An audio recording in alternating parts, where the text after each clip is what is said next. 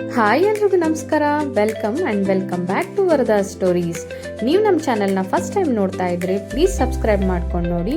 ನಮ್ಮ ವಿಡಿಯೋಸ್ ನಿಮ್ಗೆ ಇಷ್ಟ ಆಯಿತು ಅಂದರೆ ಒಂದು ಲೈಕ್ ಮಾಡಿ, ಕಮೆಂಟ್ ಮಾಡಿ, ನಿಮ್ಮ ಫ್ರೆಂಡ್ಸ್ ಆ್ಯಂಡ್ ಫ್ಯಾಮಿಲಿ ಜೊತೆಲಿ ಶೇರ್ ಮಾಡ್ಕೊಳ್ಳಿ.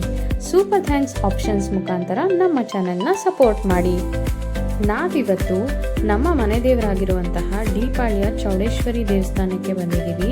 ಇಲ್ಲಿ ಪ್ರಥಮ ವರ್ಷದ ವಾರ್ಷಿಕೋತ್ಸವವನ್ನು ಆಚರಣೆ ಮಾಡಲಾಗ್ತಾ ಇತ್ತು.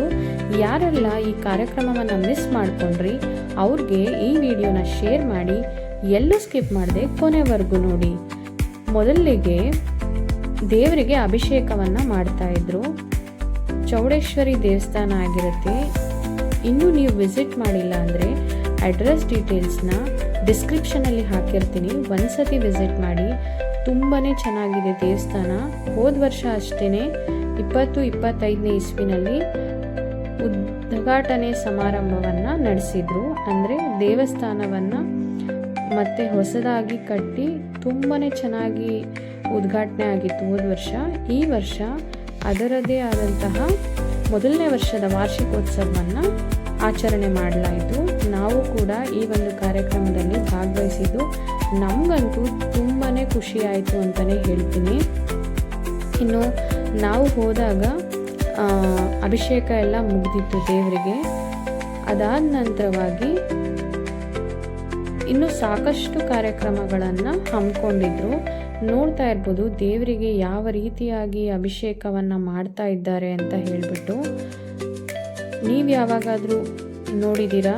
ನಿಮಗೆ ಹೇಗೆಲ್ಲ ಅನ್ನಿಸ್ತು ಅನ್ನೋದನ್ನು ಕಮೆಂಟಲ್ಲಿ ತಿಳಿಸಿ.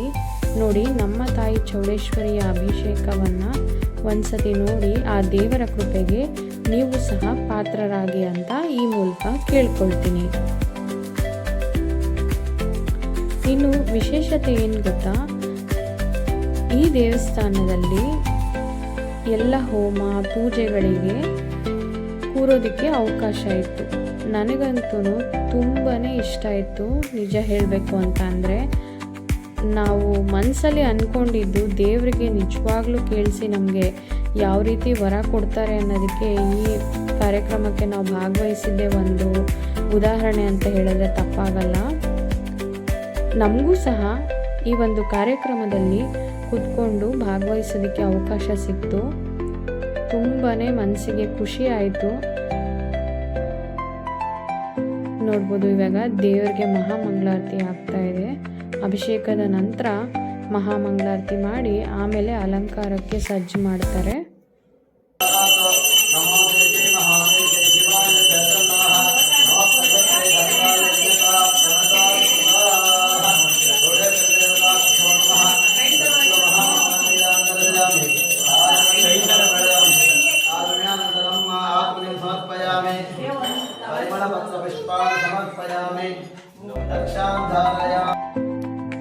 ಇನ್ನು ಹೊರಗಡೆ ನೋಡಬಹುದು, ಇಲ್ಲೇನೆ ದೇವರ ಕಲಶಗಳನ್ನು ಪ್ರತಿಷ್ಠಾಪನೆ ಮಾಡಿ ಪೂಜೆ ಹೋಮ ಎಲ್ಲವನ್ನು ಮಾಡಲಾಗಿದ್ದು ತುಂಬಾ ಚೆನ್ನಾಗಿ ಅನಿಸ್ತು. ನೋಡಬಹುದು 5 ಜನ ದಂಪತಿಗಳು ಕೂತ್ಕೊಂಡು ಈ ಪೂಜೆಯಲ್ಲಿ ಪಾಲ್ಗೊಂಡಿರುವಂತಹ ಒಂದು ದೃಶ್ಯಾವಳಿಯಾಗಿರುತ್ತೆ. ಎಲ್ಲ ಹಿರಿಯರ ಜೊತೆಯಲ್ಲಿ ನಾವು ಪಾಲ್ಗೊಂಡಿದ್ದು ನಮಗಂತೂ ತುಂಬಾ ಖುಷಿಯಾಯಿತು.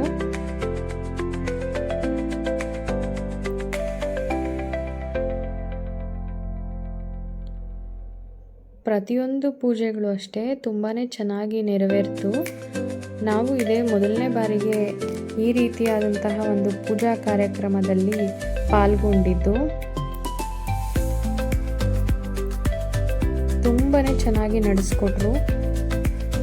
ನವಗ್ರಹ ಪೂಜೆ, ಗಣೇಶ ಪೂಜೆ, ಮೃತ್ಯುಂಜಯ ಪೂಜೆ, ಈ ರೀತಿಯಾಗಿ ಅನೇಕ ಪೂಜೆಗಳನ್ನು ಇಲ್ಲಿ ಮಾಡಿದ್ದಾದಮೇಲೆ ನಮಗೆ ತಿಂಡಿ ತಿನ್ನಲಿಕ್ಕೂ ಸಹ ಸಮಯಾವಕಾಶವನ್ನು ಕೊಟ್ಟಿದ್ದರು. ಇದಾದ ನಂತರ ಬಲಿಯನ್ನು ಹಾಕ್ತಾರಲ್ವ, ಅದಕ್ಕೆ ಪೂಜೆ ಎಲ್ಲ ಮಾಡಿ ಅಲ್ಲಿಂದ ಮುಂದೆ ಒಳಗೆ ಬಂದ ಮೇಲೆ ಹೋಮವನ್ನು ಶುರು ಹಚ್ಕೊಳ್ಳೋದು. ನೋಡ್ಬೋದು ಎಲ್ಲರೂ ನಿಂತ್ಕೊಂಡು ಯಾವ ರೀತಿಯಾಗಿ ಮಂಗಳಾರತಿ ಮಾಡ್ತಾ ಇದ್ದಾರೆ ಅಂತ ಹೇಳಿಬಿಟ್ಟು. ನೋಡಿ, ಇವಾಗ ಹೋಮಕ್ಕೆ ಆರತಿ ಮಾಡಿ ಅಂದರೆ ಹೋಮದ ಕುಂಡಕ್ಕೆ ಆರತಿ ಬೆಳಗಿ ನಂತರವಾಗಿ ಹೋಮ ಶುರುವಾಗುತ್ತೆ. ನೀವಿನ್ನೂ ಯಾರೆಲ್ಲ ನಮ್ಮ ಚಾನಲ್ಗೆ ಸಬ್ಸ್ಕ್ರೈಬ್ ಮಾಡ್ಕೊಂಡಿಲ್ಲ, ಪ್ಲೀಸ್ ಸಬ್ಸ್ಕ್ರೈಬ್ ಮಾಡ್ಕೊಂಡು ನೋಡಿ. ನಮ್ಮ ವಿಡಿಯೋಸ್ ಇಷ್ಟ ಆಯಿತು ಅಂದರೆ ಒಂದು ಲೈಕ್ ಮಾಡಿ, ಕಮೆಂಟ್ ಮಾಡಿ, ನಿಮ್ಮ ಫ್ರೆಂಡ್ಸ್ ಆ್ಯಂಡ್ ಫ್ಯಾಮಿಲಿ ಜೊತೆಲಿ ಶೇರ್ ಮಾಡ್ಕೊಂಡು ನೋಡಿ. ಹೋಮ ಪೂಜೆ ಮಾಡುವಾಗೆಲ್ಲನೂ ಅದರ ಮಹತ್ವವನ್ನು ತುಂಬಾ ಚೆನ್ನಾಗಿ ತಿಳಿಸ್ಕೊಡ್ತಾ ಇದ್ರು ಪುರೋಹಿತರು. ನಮಗೂ ಒಂದು ರೀತಿಯಾಗಿ ಎಲ್ಲದರ ಮಹತ್ವ ಅರ್ಥ ಆಯಿತು ಅಂತಲೇ ಹೇಳ್ಬೋದು.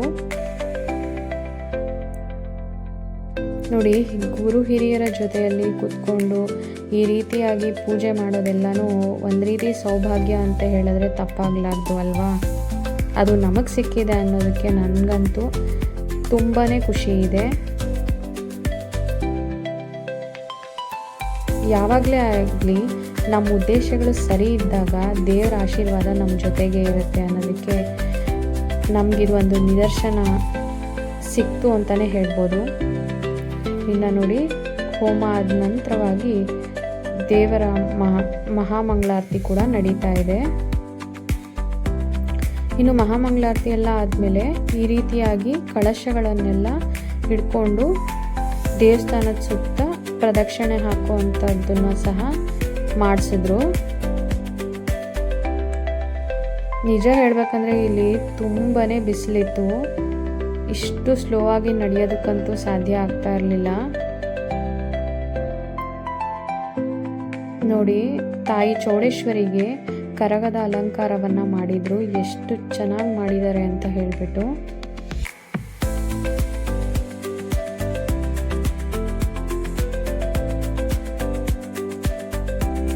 ಪೂಜೆ ಆದಮೇಲೆ ದೇವರ ಪ್ರಾಕಾರೋತ್ಸವ ಸಹ ನಡೀತು. ಅದು ಸಹ ತುಂಬಾ ಚೆನ್ನಾಗಿ ನೆರವೇರಿತು.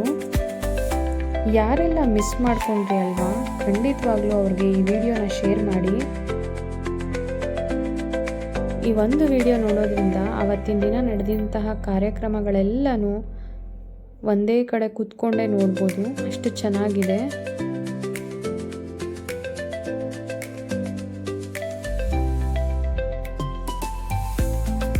ನೀವು ಆ ದೇವರ ಆಶೀರ್ವಾದವನ್ನು ಪಡ್ಕೊಳ್ಳಿ.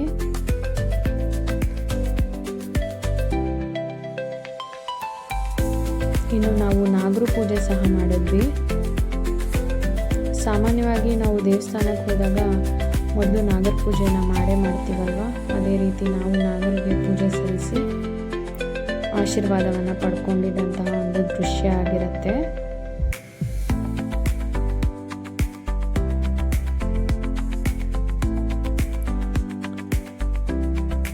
ಇದಾದ ನಂತರವಾಗಿ ಊಟದ ವ್ಯವಸ್ಥೆ ಸಹ ಮಾಡಿದರು. ಎಲ್ಲನೂ ಅಷ್ಟೇ ತುಂಬಾ ಚೆನ್ನಾಗಿತ್ತು. ಬೆಳಗ್ಗೆ ತಿಂಡಿ ಆಗಿರ್ಬೋದು, ಮಧ್ಯಾಹ್ನ ಊಟ ಎಲ್ಲ ತುಂಬಾ ಚೆನ್ನಾಗಿತ್ತು.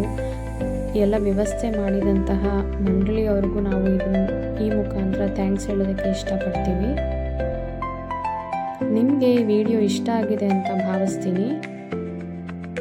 ಇಷ್ಟ ಆದರೆ ಒಂದು ಲೈಕ್ ಮಾಡಿ, ಕಮೆಂಟ್ ಮಾಡಿ, ನಿಮ್ಮ ಫ್ರೆಂಡ್ಸ್ ಆ್ಯಂಡ್ ಫ್ಯಾಮಿಲಿ ಜೊತೆಲಿ ಶೇರ್ ಮಾಡ್ಕೊಳ್ಳಿ. ಇನ್ನೂ ಹೆಚ್ಚಿನ ಕಂಟೆಂಟ್ಸ್ಗಾಗಿ ನಮ್ಮ ವರದಾ ಸ್ಟೋರೀಸ್ನ ಸಬ್ಸ್ಕ್ರೈಬ್ ಮಾಡ್ಕೊಂಡು ನೋಡಿ. ನಮ್ಮ ಇನ್ಸ್ಟಾಗ್ರಾಮ್ ಪೇಜ್ ಕೂಡ ಇದೆ, ಅಲ್ಲಿ ಕೂಡ ನೀವು ನಮ್ಮನ್ನು ಫಾಲೋ ಮಾಡ್ಬೋದಾಗಿದೆ. Thank you for watching. ಇನ್ನೂ ಹೆಚ್ಚಿನ ಕಂಟೆಂಟ್ಸ್ಗೆ ಸಬ್ಸ್ಕ್ರೈಬ್ ಮಾಡ್ಕೊಳ್ಳಿ. ಇನ್ಸ್ಟಾಗ್ರಾಮಲ್ಲಿ ಫಾಲೋ ಮಾಡ್ಕೊಂಡು ನೋಡಿ. ಬಾಯ್.